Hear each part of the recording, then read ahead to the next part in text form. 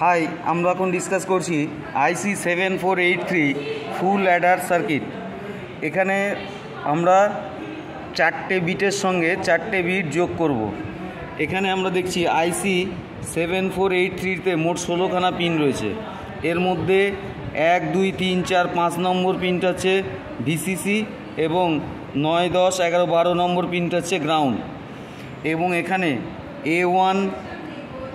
A1 হচ্ছে আমাদের 10 নম্বর pin, A2 হচ্ছে আমাদের 8 নম্বর পিন, A3 হচ্ছে 3 নম্বর পিন, A4 হচ্ছে 1 নম্বর পিন, আর B1 হচ্ছে 11 নম্বর পিন, B2 হচ্ছে 7 নম্বর, B3 4 নম্বর, B4 হচ্ছে 16 নম্বর।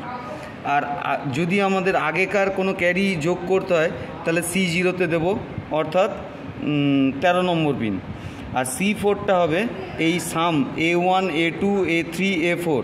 সাপোজ আমি দুটো নাম্বারকে আমি যোগ করছি, একটা 1101 আর একটা হচ্ছে 1110। এখানে A1 হচ্ছে 1, A2 হচ্ছে 0, A3 হচ্ছে 1, A4 হচ্ছে 1। আর B1 হচ্ছে 0, B2 হচ্ছে 1, B3 হচ্ছে 1, B4 হচ্ছে 1।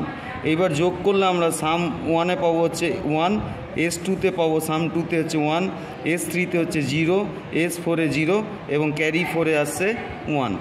তাহলে এখানে আমাদের সেই মতোভাবে সার্কিট, এখানে সার্কিটে যদি আমরা লক্ষ্য করি, সার্কিট এখানে A1-কে আমরা 1, আর A1 1, A2 0, A3 1, A4 1, B1 0, B2 1, B3 1, B4 1।